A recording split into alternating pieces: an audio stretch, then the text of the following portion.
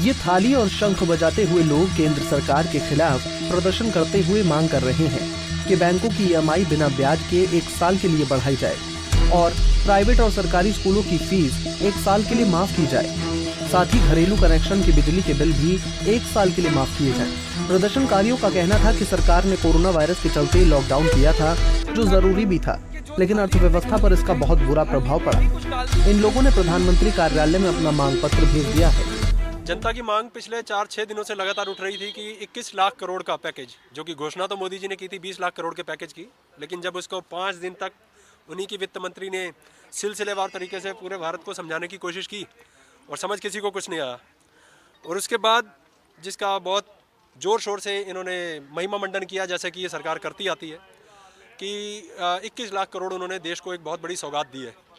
आम जनता जिसमें मध्यम वर्गीय परिवार की तादाद ज़्यादा है, और उस मध्यम वर्गीय परिवार में निम्न मध्यम वर्गीय परिवार, जिसमें से छोटे छोटे व्यापारी आते हैं, नौकरीशुदा लोग आते हैं, छोटी छोटी दुकान चलाने वाले लोग आते हैं, जिनका पिछले 60 दिनों से काम धाम तो बिल्कुल ही ठप हुआ पड़ा था। कमाई के साधन सबके खत्म हो गए थे, घरों में राशन तक की समस्या आई हुई थी। मांग उन्हीं जनता की मांग थी, जिनकी 3 मुख्य मांगें थी, जिसमें वो चाहते थे कि हमारे कम से कम EMI 1 साल तक रोक दी जाए और उसके ऊपर का ब्याज जो है वो भी माफ़ किया जाए।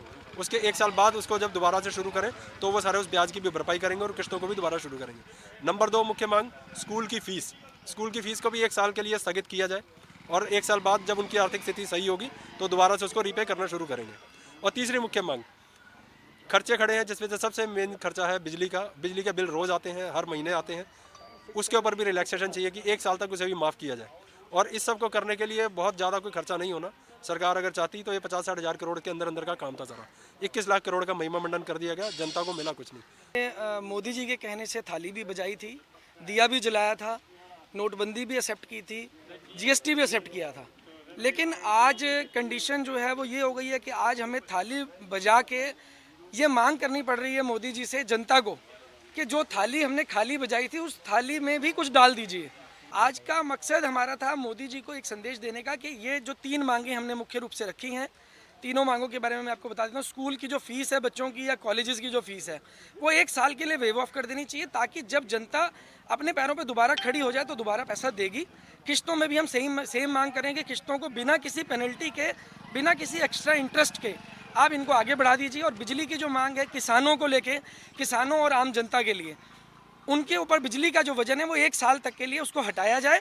जब जनता दोबारा अपने कदमों पे दोबारा खड़ी हो जाएगी, जब वो बिजनेस दोबारा से खड़े हो जाएंगे तो जनता दोबारा पैसा देने के लिए तैयार है। बहरहाल देश भर में कोरोना वायरस के चलते लॉकडाउन 4 चल रहा है और 60 से ज्यादा दिनों से व्यापार और दुकान बंद है, लेकिन लॉकडाउन 4 में दुकानें खोलने का फैसला लिया गया, जिससे दुकानदारों को थोड़ी राहत मिली है। दिल्ली से कमल कुमार कंसल, पंजाब केसरी टीवी।